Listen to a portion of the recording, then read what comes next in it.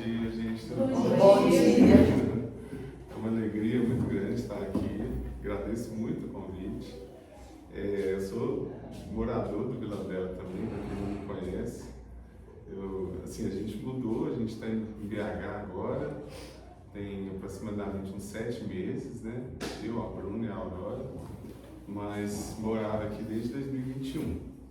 A gente só precisou sair mesmo por questão de logística, criança pequena, mas de repente a gente volta, né? Deus é que sabe os caminhos, né? Mas eu fui convidado para esse tema livre, né? Para dar essa palestra, e me chamou muita atenção. É um tema que eu tenho refletido ultimamente sobre a questão da nossa relação com os familiares, as escolhas dos nossos familiares e a forma de lidar com isso, a forma como a gente encara as dificuldades inerentes ao convívio familiar, né? E aí eu trouxe uma reflexão desse livro que é muito bonito, chama Alma e Coração. Para quem não conhece, é um livro do Chico, do Emmanuel, né? E é um livro mais afetivo. Eu gosto muito desse livro porque ele traz mensagens assim mais acolhedoras ali para acalmar o coração, para serenar. Né, o Emmanuel tem aquelas mensagens que dão uma sacudida na gente, que dão um empurrão, e esse livro tem esse perfil de ser mais, de acalmar o coração, assim. Então, mais doce, né? É um livro mais doce, exatamente. Nós não precisamos, né? Estamos docinho. Estamos todos. Então eu vou ler rapidamente aqui a lição e convido a todos a participarem. Vai ser mais uma conversa mesmo, tá bom? Lição 33, familiares queridos.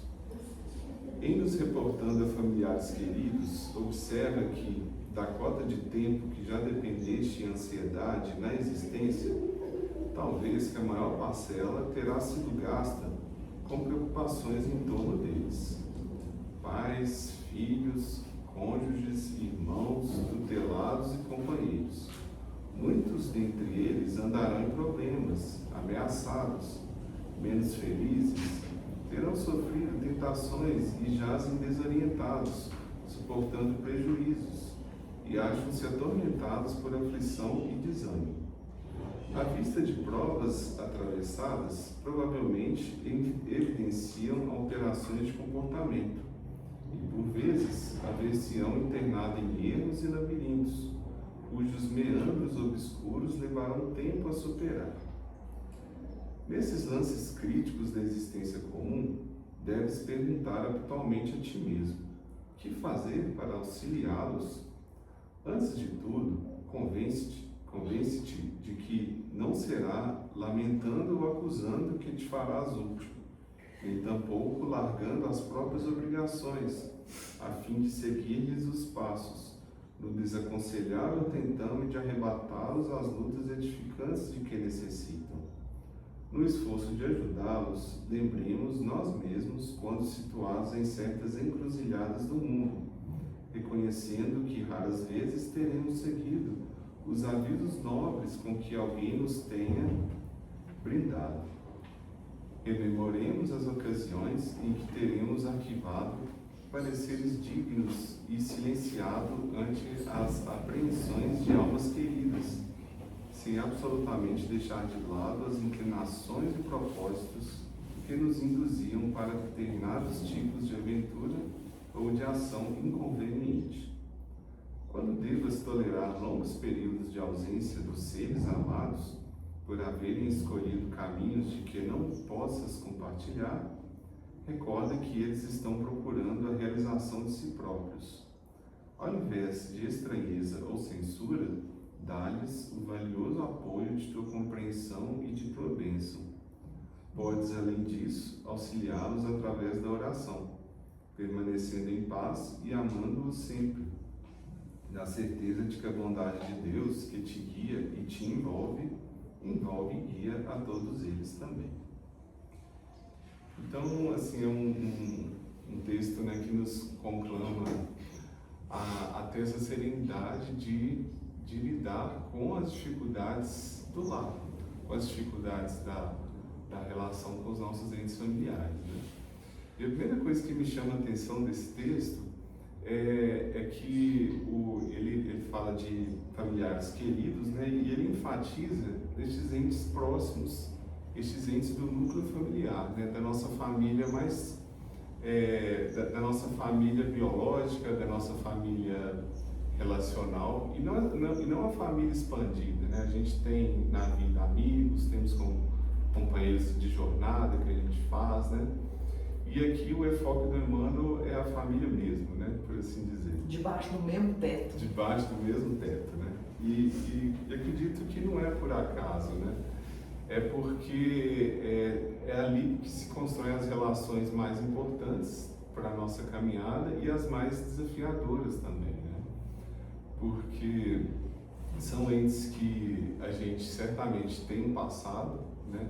Um passado espiritual, de outras lutas, de outras vivências que a gente traz de forma inconsciente para essa existência, e que por isso mesmo é gerado um vínculo emocional, um vínculo espiritual que faz essas pessoas serem tão importantes para a gente, né? Então, seja pela lei da sintonia, ou seja, agravado por sintomas de dificuldades, de sofrimentos que a gente já passou no passado, essas pessoas se vinculam tão forte a nós. E por isso mesmo é tão difícil, muitas vezes, o relacionamento, a convivência, né? Então, eu acredito que esse enfoque, ele traz justamente porque são pessoas que compartilham a vida conosco, são pessoas que acreditamos muitas vezes nossa felicidade, o nosso bem-estar e as nossas mais caras aspirações, e ao mesmo tempo, quanto mais amamos, muitas vezes mais sofremos, né? Porque dificilmente a gente vai sofrer ou ter dificuldades com pessoas que são indiferentes, pessoas que passam rapidamente pela nossa vida, pessoas que não deixam ali uma impressão forte. Já aquelas que deixam essa impressão forte, esses vínculos do sentimento, são as que estão mais propensas a ferir-nos e nos ferir, né? Então essa, ao mesmo tempo, é a beleza da relação, né? Do relacionamento humano, como também a dificuldade, né? Então a gente tem esse enfoque, né? Porque ele é tão relevante para nós. Ao mesmo tempo, vem então o problema, né? Vem as dificuldades, né? Que ele pontua, né? Pontua que, aqui no caso, né, ele está pontuando os problemas do outro, né? Os problemas que a gente encontra muitas vezes nos entes queridos, mas muitas vezes são os problemas que nós enfrentamos e os nossos entes queridos vivenciam, né? Às vezes somos nós que estamos gerando desafios dentro de casa, na nossa relação afetiva, mas se a gente se colocar aqui nessa posição de quem está enfrentando isso, né, que é o convite aqui do Emmanuel, a gente vai ter uma série de desajustes, né? A gente vai ver os nossos entes queridos vivendo tentações, vivendo desvios, vivendo aflições, dores, dificuldades, e tudo isso nos afeta, né? Justamente por causa dessa vinculação, dessa conexão emocional que a gente tem com essas pessoas, né? E aí ele vem e nos convida, né, a refletir sobre a forma de reagir a tudo isso, né? Primeiro, assim, eu queria perguntar se alguém teria exemplos assim desse tipo de situação, de conflitos que a gente enfrenta no dia a dia. Eu sei que é muito, né, todos nós vivemos diariamente, né? Essas dificuldades, mas... O mais difícil é quando a gente está vendo que a pessoa está equivocada, está escolhendo um caminho, uma lógica, um raciocínio que não é o que a gente acredita ser certo. O mais difícil para nós é deixar a pessoa ser quem ela é. Uhum. E deixar ela fazer do jeito dela. Porque a nossa tendência é exercer um controle, justamente com esse entendimento que a gente ama muito. Sim. Então a gente quer exercer um controle, quer que a pessoa seja o que a gente quer que ela se torne. Sim. E isso é muito difícil, porque exige um autoconhecimento muito grande para a gente não se deixar abater tanto pela escolha que o outro faz com o livre-arbítrio dele. É muito complicado você ver a pessoa escolher algo que você sabe que vai dar ruim, ou então você tem medo que dê, mas a pessoa encasquetou. Sim. Você tem que aceitar e deixar, e orar por ela, né? Uhum. É uma forma de gerenciar esse conflito aí. Sim. Não é? Perfeito, exatamente. Eu acho que é um exemplo que eu ia até discutir, assim, trocar uma ideia com vocês, assim.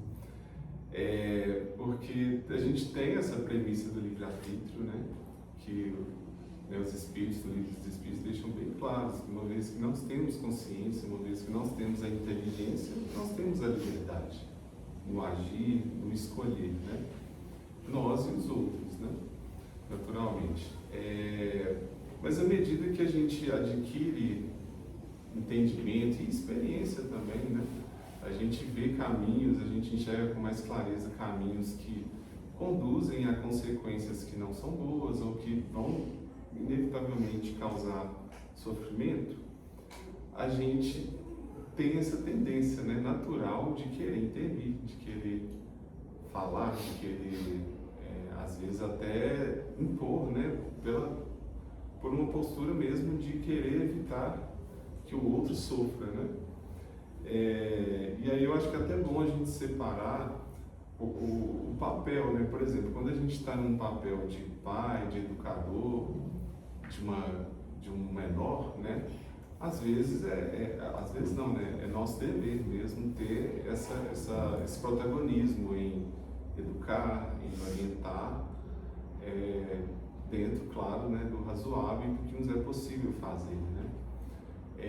Já numa relação mais isonômica, né, mais de igual, como cônjuge, namorado, companheiro, irmão, né, a gente já não tem essa prerrogativa, né? Nós temos talvez condições de falar, de orientar, de ajudar, mas a gente não pode andar pelo outro, né? O outro é que faz o seu próprio caminho, né? E é interessante, assim, trazendo aqui para a ótica espírita e religiosa, né? Tem um problema também de um certo sectarismo, assim, de muitas vezes a gente querer que o outro tenha a visão religiosa que a gente tem, né?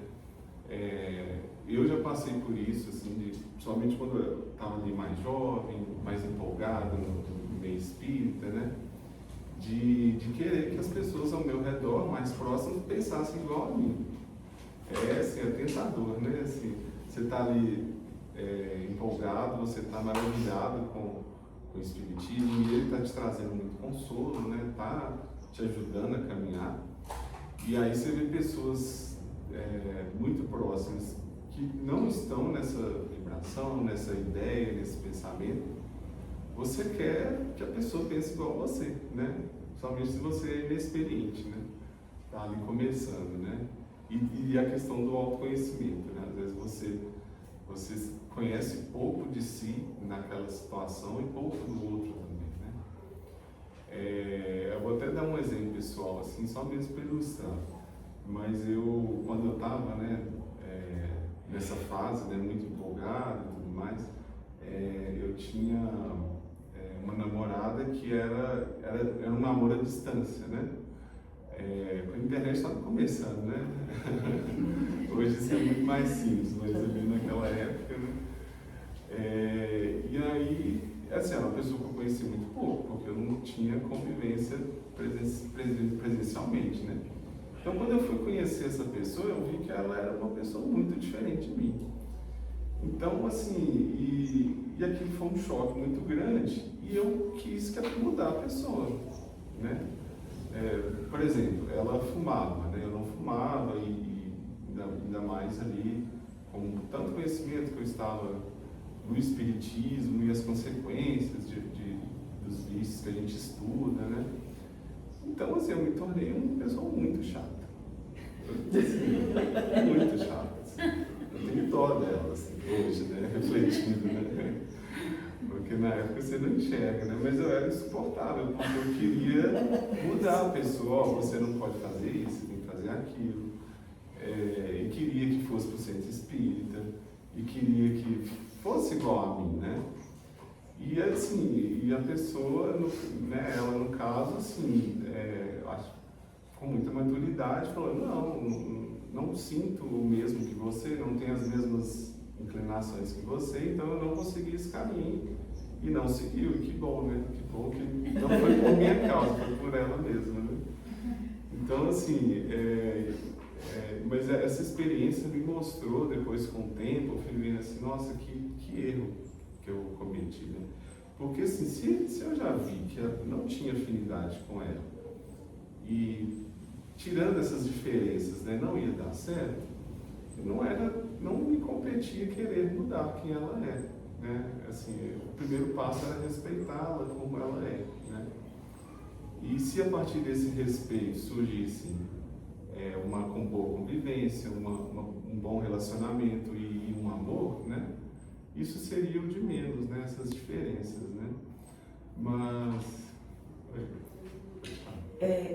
me veio aqui que num lar é complicada a questão do limite, do espaço de cada um, que você já até falou, né? Entre irmãos esse espaço é difícil, entre cônjuges é difícil, mas às vezes também entre mãe e filho, pai e filho, porque a dimensão territorial ela pode ficar adulterada.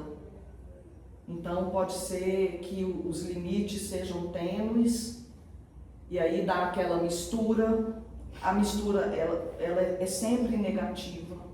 Ela é sempre negativa, porque na psicologia a gente sempre tem que manter o espaço de segurança da individualidade. Uhum. E é nesse caso que os limites que não estão claros, normalmente eles são invadidos, tanto por um quanto por outro. Sim. E aí vira assim, quem é errado? Os dois acabam perdendo essa noção do limite. Então é algo que só mesmo um mergulho interno muito profundo para redimensionar essa questão do espaço dentro do lar, sabe? Para o espaço sadio, onde a pessoa mantém a individualidade dela e também compartilha o espaço comunitário, ele tem regras também, né? Então é algo que precisa ser muito calculado, muito ajustado, porque senão dá bode, não tem como não dar. A questão do limite ela é muito importante. Sim, sim. Né? E a comunicação, né? Assim, você tem essa dimensão do autoconhecimento e também a partir do momento também que a gente conversa e gera uma comunicação ativa para criar esse espaço comum e esse espaço de respeito das individualidades, ajuda, né? Ajuda bem, porque muitas vezes quando a gente fica, já te falo, quando a gente fica ali, cada um querendo fincar o seu espaço, né? Olha, você está me invadindo aqui, não, aqui não. Mas ao mesmo tempo, ao se defender, a gente acaba invadindo do outro. E fica nessa guerra silenciosa, né? Então, às vezes, tem que criar espaços de comunicação em que os dois estão desarmados, né? Os dois estão sem essas defesas para conseguir encontrar um caminho do meio ali, né? É difícil, né? É difícil. É um desafio. Desafio diário. Oi, Paty. Só pegando o gancho do que a Sandra falou, eu também percebo a questão do autoconhecimento e da reforma íntima como um passo mais importante nessa questão, porque à medida que você mergulha no autoconhecimento, passa a conhecer todas as suas fragilidades, todas as suas questões mais difíceis e, ao mesmo tempo, aquilo que você quer ser e o que você não quer ser, aquilo que você quer para você e o que você não quer para você, quem você é e quem você não é, você começa a delimitar esses limites. Né? Porque quantas vezes a gente se deixa levar pelo que todo mundo faz, pelo que todo mundo quer, pelo que esperam de mim, no mundo, e aí você vai se levando. Aí quando você mergulha nessa reforma íntima, nesse autoconhecimento, você começa a descobrir, não, peraí, eu estou fazendo isso aqui, mas não é porque vem da minha essência, porque eu estou sendo levado. Aí você começa a colocar os seus limites relacionais, né? Não, peraí, essa relação aqui já não faz mais sentido. Com você eu queria dizer que isso aqui eu não gosto quando você faz, aí às vezes essa pessoa não vai te respeitar e vai afastar, e você entende, porque para você o mais importante ali é o seu crescimento pessoal, e quem está no autoconhecimento sabe que muitas vezes isso vai levar a distanciamentos, né? Porque quando a gente se aproxima da gente mesmo, muitas vezes a gente vai ter que distanciar daquilo que não faz sentido mais para a gente. Então, mas aí ao mesmo tempo, à medida que você mergulha nesse autoconhecimento, você passa a se conhecer e se respeitar tanto que fica muito mais fácil respeitar o outro. Porque você entende que do mesmo jeito que você quer ser respeitado na sua essência e na sua individualidade, você consegue respeitar o outro exatamente como ele é. Então, muitas vezes, quando você coloca esse limite e a pessoa não quer mais conviver com você, simplesmente porque você não aceita mais um pequeno detalhe, você olha para ela com amor e fala, tá tudo bem, eu entendo. Mesmo que essa pessoa, às vezes, não te entenda colocando limite. E essa facilidade de respeitar o outro exatamente como ele é, vem do seu desejo de ser respeitado como você é. Por isso que eu acho que esse autoconhecimento e essa reforma íntima é o melhor caminho para a gente melhorar as nossas relações. Porque quando a gente se melhora, né, tem até uma frase que agora não vou lembrar de quem é, que é o melhor que a gente pode fazer pelo outro é a gente melhorar a si mesmo. Sim, sim. Ô, Paty, e ainda acrescento que eu vejo nessas suas palavras que assim, até a bengala que a gente está procurando no outro, que às vezes a gente espera do outro que ele nos dê esse suporte, né? A gente acaba encontrando na gente mesmo. Exato. Né? Então, eu acho que esse negócio de autoconhecimento é importantíssimo mesmo. Eu queria dizer também que essa família aí é muito surreal.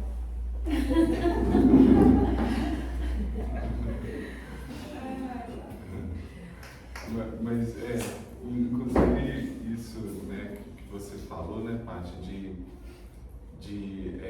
a gente, ao se conhecer, a gente entende os nossos limites e acaba entendendo os limites do outro e respeitando os limites do outro, né?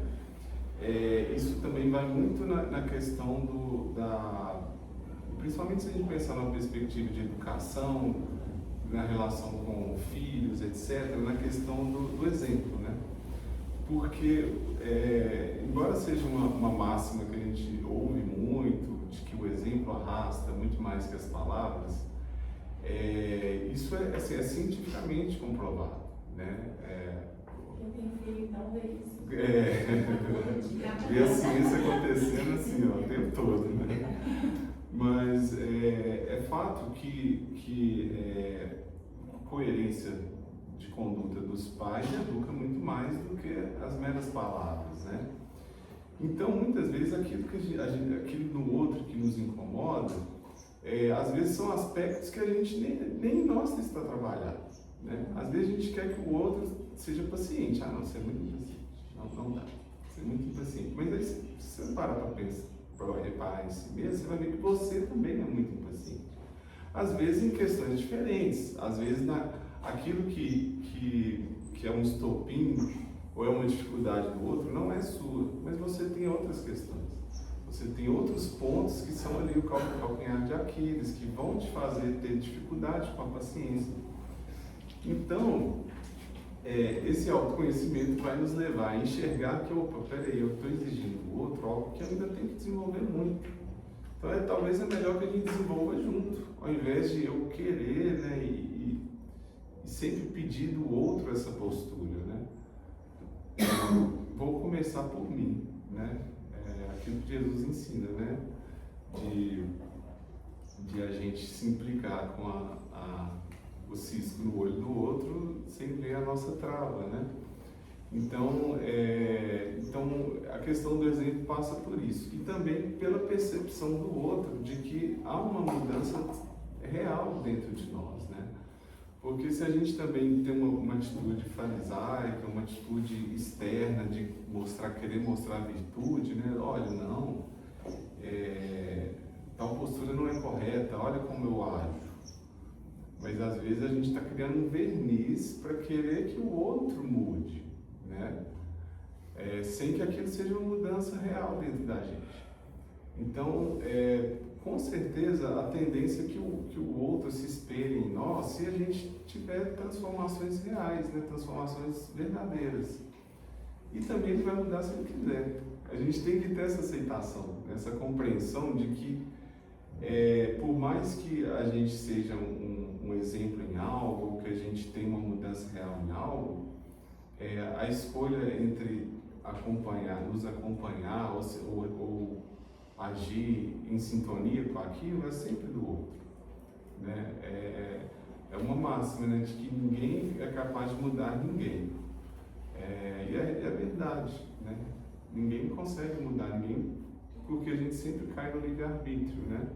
E de que a gente não pode terceirizar o nosso crescimento, o nosso desenvolvimento espiritual.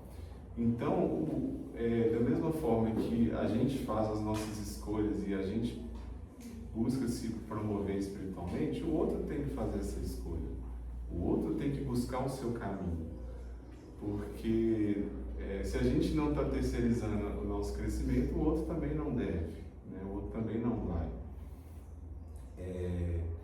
Então, eu acho que essa questão, né, do autoconhecimento, da definição dos limites, passa mesmo por a gente encontrar isso dentro de nós para respeitar os outros. Eu achei perfeito esse gancho que vocês fizeram. Ô Mário, é porque eu lembrei aqui que você falou para dar exemplo, né? Sim. Porque a minha relação com o Zé Edmundo, todo mundo conheceu o Zé Edmundo aqui, era uma relação que ela deu muito certo, porque a base da nossa convivência era de uma amizade profunda, uma amizade e um respeito profundo. Ou seja, você lembra que eu falei do limite? O Edmundo é uma pessoa que consegue muito bem estabelecer um limite. Ele é a natureza dele. Ele ensina sendo. Ele não ensina falando, você tem que ter limite. Aí agora eu vou chegar no exemplo. Na nossa convivência de 10 anos, juntos ali, tempo integral, né? 10 anos trabalhando na doutrina e tudo, em nenhum momento ele me deu abertura para que eu investigasse. Eu sou muito investigativa, a vida dele amorosa, né? Toda mulher tem essa, né? Toda mulher tem essa bobeira. Não sou só eu não, né, gente? Quer saber com quem você já pegou aquela mulher ali, né? Que você fica desconfiada, você já teve alguma coisa que eu quero. Então, assim, em nenhum momento ele dava espaço para essa pergunta, por mais que eu tentasse com jeitinho, né? Mas olha só, em contrapartida, ele nunca me perguntou nada também. Então, isso era um acordo velado, mas de ação, e não de, eu não vou perguntar nada, você não me pergunta nada. Não foi nada combinado. Era ele sendo e me ensinando a ser, a não invadir o espaço dele, mas ele também não invadia o meu. Às vezes eu até queria contar, mas ele falava, não quero saber, não. Porque às vezes eu contando seria um gancho para eu perguntar, olha o golpe, mas ele não caía no golpe, entendeu? Então assim, é algo que A gente sendo, a gente acaba ensinando para o outro. A gente acaba ensinando para o outro a ser daquele jeito. Exatamente. Muito mais do que com palavras, né? Então esse é o exemplo. Não, perfeito. Oi? Eu quero falar a questão do exemplo também. Ontem mesmo eu passei por uma situação engraçada. Eu estava em casa com uma querida irmã, né? E a gente conversando, ela muito chateada com a pessoa, e falando, eu não quero saber mais, eu vou bloquear, vou isso, vou aquilo. Eu falei, tudo bem, eu só ouvindo. Ela falou assim, mas também não vou desejar o mal. Mas também o que ela fez, ela recebeu em dobro. Eu falei, parou? Tá vendo bem? Porque só que você está falando que você quer que ela receba, você está desejando. E você não quer desejar, não deseja nada. Deseja nada. Aí eu conversando com ela, para parar com isso, não com essa ideia que ela ficou com tanta raiva da pessoa. Falei, para com isso. Você entrega para Deus, deixa pra lá. Você sabe que o que vem, vai e volta, então pronto. Não, mas ela tem que receber para Deus. Para, pelo amor de Deus. Aí depois eu mesma parei. Falei, olha, eu não vou falar o que você vai fazer, não. Eu só falo, só te peço uma coisa. Senta num cantinho, ora, conversa com Deus. Não adianta você ficar desejando nada. Porque eu me liguei que eu estava querendo, igual você quando era jovem, entendeu? Controlar do jeito que eu penso, né? E aí eu falei para ela, não, só faz uma coisa, então só ora, não deseja nada. Eu não vou desejar, não, eu falei, então tá, só ora, não faz nada. Mas é isso, às vezes a gente mesmo pega e quer controlar o outro de uma maneira tão fácil que a gente acaba querendo impor, né, o jeito que a gente vive, o jeito do outro viver. Porque a gente sabe, como você falou, a gente sabe que às vezes ele pode se dar mal justamente porque ela quer que aconteça com a outra, né, a coisa que aconteceu com ela. Mas é isso, né? A reforma, igual ela falou, a reforma íntima, a gente mostra que a gente tem que estar alerta, né, nesses pontos também, para a gente não querer controlar que o outro aprenda, né, e faça do nosso jeito. E às vezes a gente quer mudar o outro como uma forma de validação de nós mesmos, né? A gente quer que o outro nos siga ou nos ouça para a gente ouvir a gente mesmo, porque a gente está inseguro daquilo que a gente pensa, daquilo que a gente sente. Então, se a gente tem mais um ali, reforça, né? Mas a gente acaba ultrapassando esses limites, né? Esses limites do outro, né? Mas eu queria até pegar um gancho, como você falou, da questão das formas também de amor, né? Principalmente nesses contextos de embate, de conflito, né? Porque, assim, a gente rememora que Jesus nos ensina a amar os inimigos, né? Como a nós mesmos, né? E aí a gente às vezes cai numa dicotomia, no sentido de como amar uma pessoa que eu não consigo conviver, né? Ou eu não consigo ter uma boa convivência. Às vezes a gente se sente muito distante de um sentimento profundo de amor por quem está ali, às vezes do nosso lado, né? E aí o Kardec nos chama a atenção que a gente não vai amar da mesma forma uma pessoa que a gente tem uma afinidade muito grande a alguém que a gente não tem essa afinidade, né? Alguém que a gente tem dificuldade de convivência, né? A gente tem que começar pela base, né? A base é o respeito. Então, às vezes a gente não vai conseguir nutrir amor por aquela pessoa, mas certamente a gente consegue respeitar, né? Porque o respeito, a gente espera isso dos outros, então a gente é capaz de respeitar. A partir do respeito, vem talvez a convivência. Se você respeita, você consegue conviver com aquela pessoa. E da convivência vem a aceitação. Você aceita a pessoa como ela é. Daqui a pouco, você está compreendendo aquela pessoa. Eu compreendo ela ser assim, ela ser assada, e ao mesmo tempo eu vejo coisas boas, eu vejo outras coisas que eu não vi. E dessa compreensão daqui a pouco vem o amor.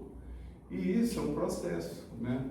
A gente não vai alcançar essa capacidade de amar como o Cristo amava a todos indistintamente da noite para o dia. Mas se a gente começar dessa base, não, eu vou começar respeitando as opiniões, respeitando as decisões, as ações dessa pessoa, porque é o que eu consigo, né?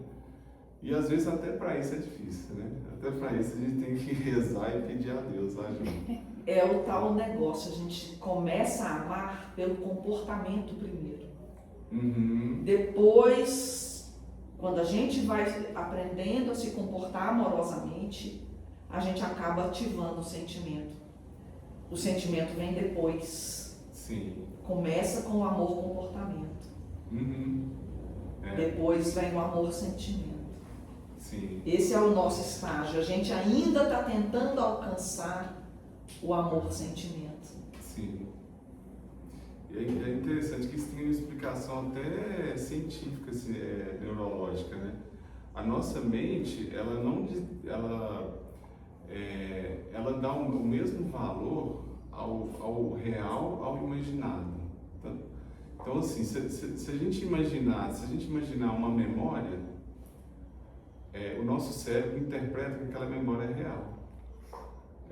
A menos que você conscientemente fala, não, isso não é real. Mas assim, ela gera reações físicas, reações químicas, o nosso cérebro gera reações como se aquela memória fosse real. Tanto que muitas vezes tem tratamentos no sentido de até mesmo a hipnose, né, é uma forma de indução de um estado mental, né? Então, se você se condiciona a ter um comportamento que ainda não é espontâneo, né, a sua mente vai começar a interpretar aquilo como real.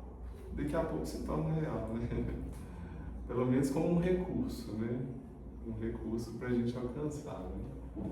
Tem muitas formas de amor. Então, igual você falou, você não vai conseguir amar imediatamente uma pessoa que você não tem afinidade. Mas, a partir do momento que você decide respeitar, orar por ela, eu acho que são formas de amar. Pode não ser, e eu acho que isso é aceito. Eu acho que Jesus dá o valor a isso também, porque você deu o primeiro passo para fazer algo. Então, eu acho que só de você buscar, você já está amando.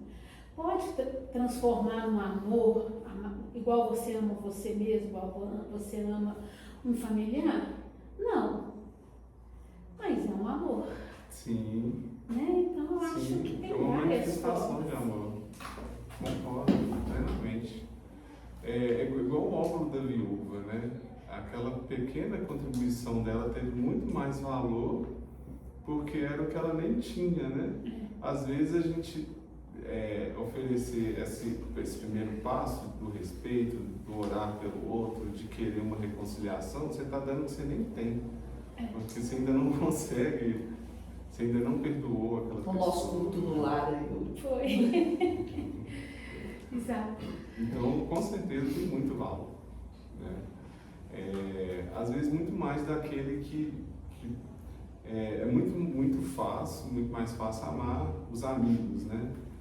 Então, aquelas pessoas que te idolatram, né? Que te fazem bem diariamente. É muito fácil amar essas pessoas, né? Porque já está na conta do amor ali, né?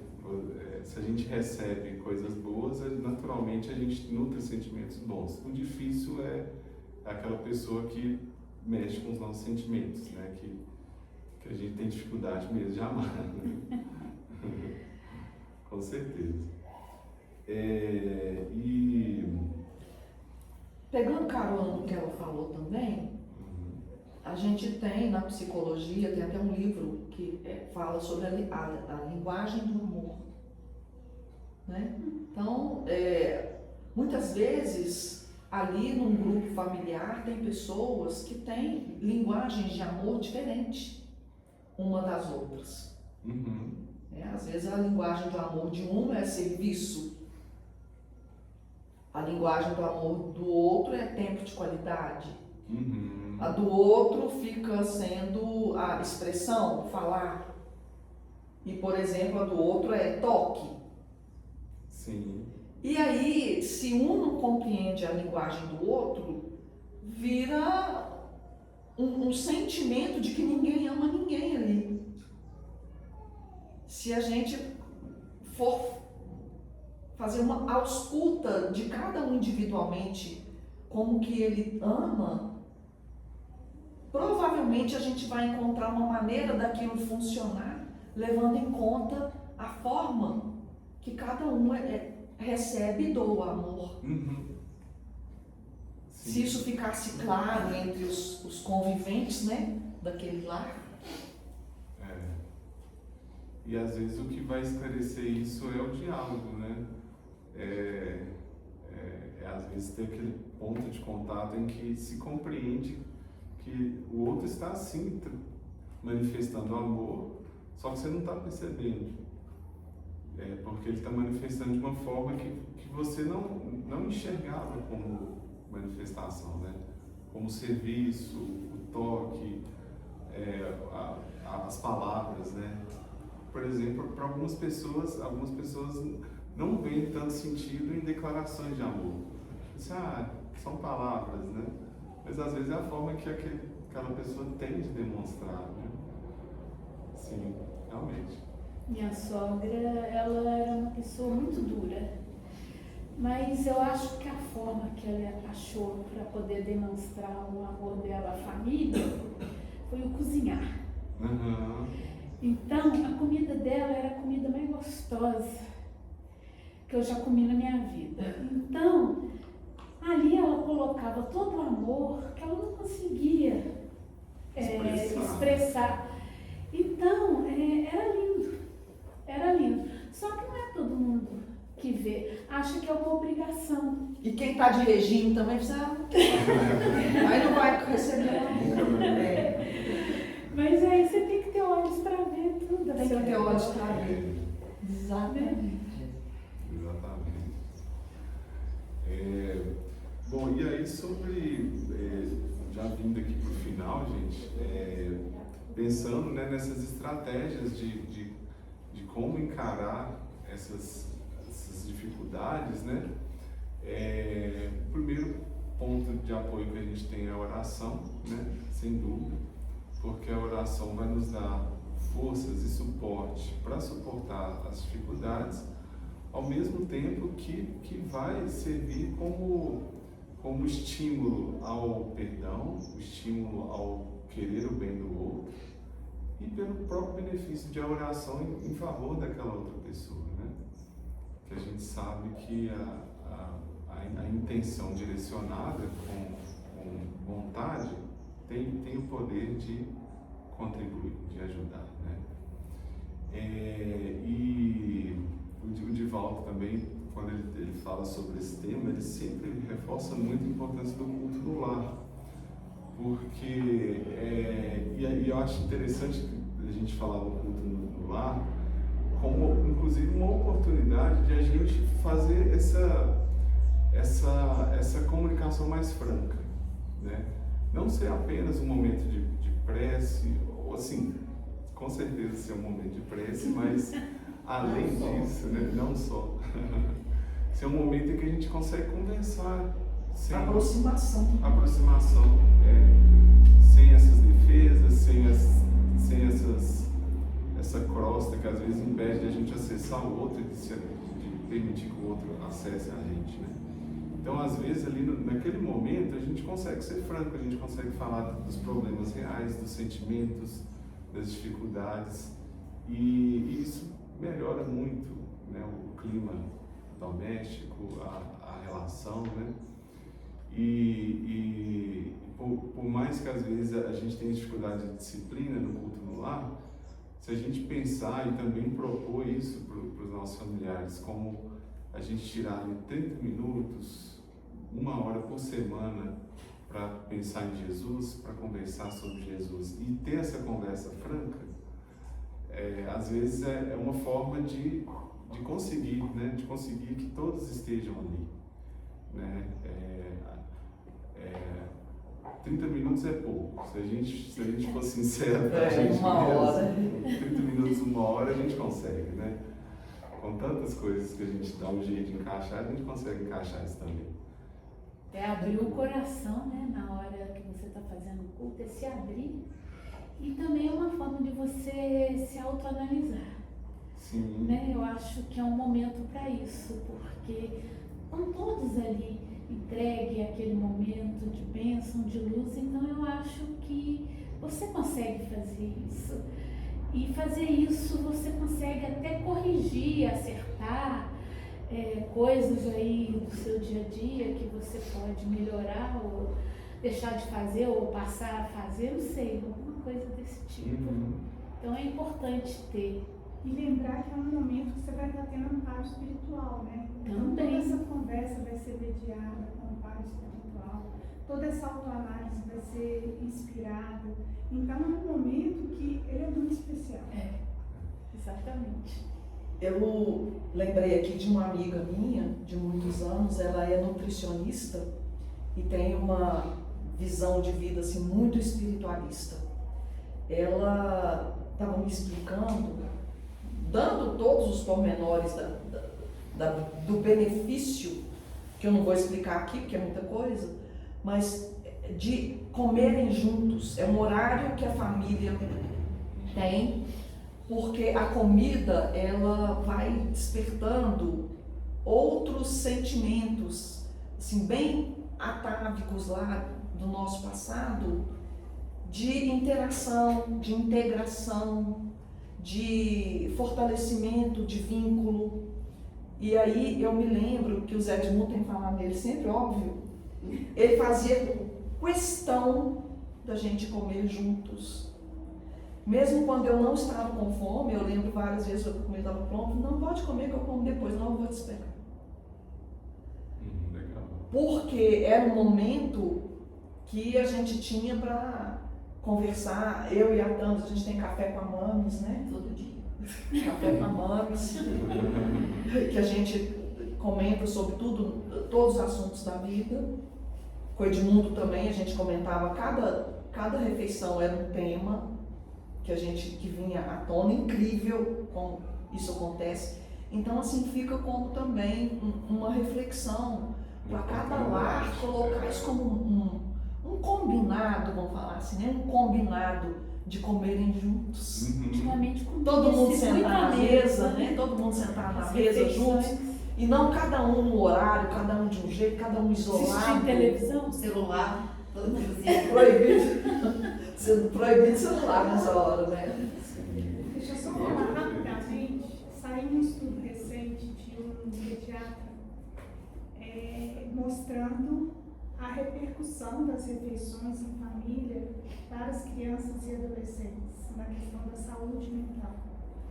O tanto que isso beneficia e ajuda, um estudo longo, não dá para detalhar aqui também, mas mostrando como que isso protege essas crianças e adolescentes de problemas como depressão e outros problemas de saúde mental, o fato de ter uma frequência de alimentação em família. Porque é um momento de consolidação do vínculo. Isso.